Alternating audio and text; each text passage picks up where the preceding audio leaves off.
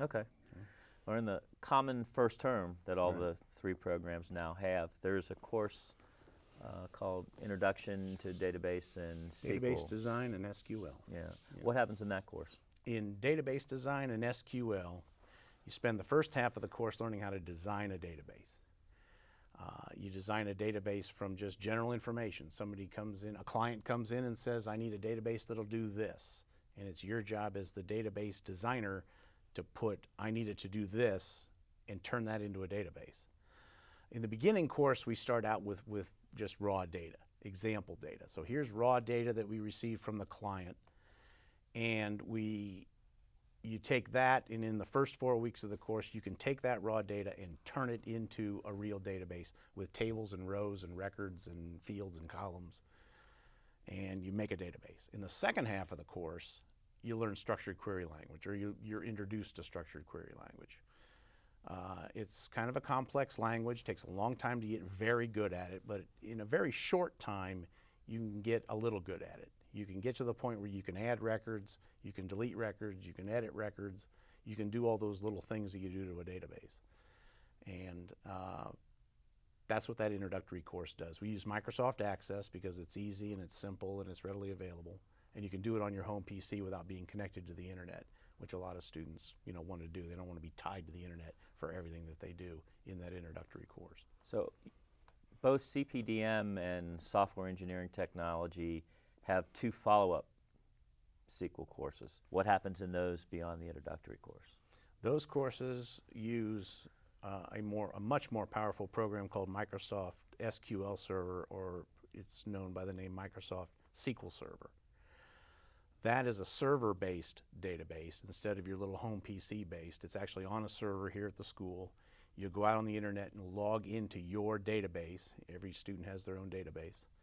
And you do the same things you did in the first course, but now you're doing it in an SQL server instead of on your little local machine. There are differences. There are enough differences that you really need to be trained on how to use that database. That's about the first half of the SQL Server course, the first half of the first SQL Server course. The second half of that course, then you go into the advanced features that you can do in SQL Server, something called views, stored procedures. These are all little things that you can do in the background of a database to get it to do what you want it to do. That's the first course in SQL Server. The second course in SQL Server then takes all of that and pushes it way beyond what you do in the first course. It's just advanced topics. Instead of writing simple stored procedures, you're going to be writing stored procedures that may have 50, 60 lines. In the first SQL Server course, you may have 10. There's simple stored procedures. In the upper level course, you have advanced stored procedures. So everything is just taken up a notch. And as you might expect with a program called Computer Program and Database Management, you have another two courses in database-related topics that follow those two SQL courses. Can you tell us a little bit about those two? The courses you're referring to are the Database Administration course and another course we call Data Reporting, specifically Crystal Reports. The Database Administration is everything that you do, not everything, most of the things you'll do behind the scenes with the database to make it run more efficiently.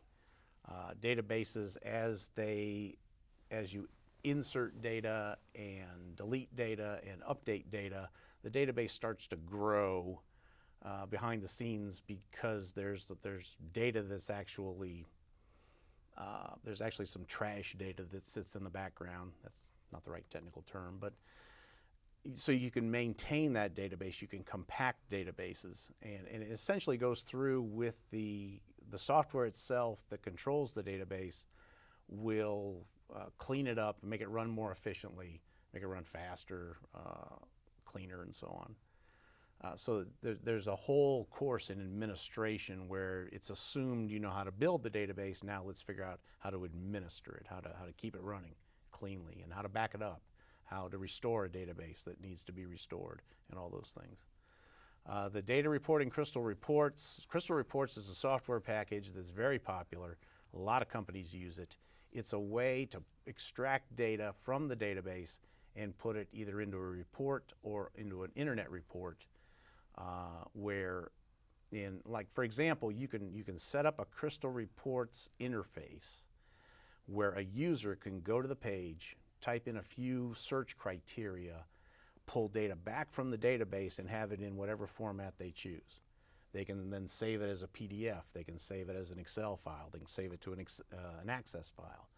So this software package is complex enough that we actually spend an entire term teaching you how to use it, because it's very powerful and it's very popular. Last question about databases. I did notice that the students in the Business Information Systems class take a follow-up sequence of courses also, but it's not the same courses. It's DB2 courses. What's that all about? Right. The Business Information Systems concentrates mainly on the IBM platform. IBM has a database called DB2. It's been around a long time. It's very popular. It's just another database. There you got SQL Server, MySQL, Microsoft Access, and DB2. And then there's also Oracle. There are a lot of other databases out there. Since the BIS major concentrates on the IBM platform, they use the IBM database, which is DB2. Makes sense.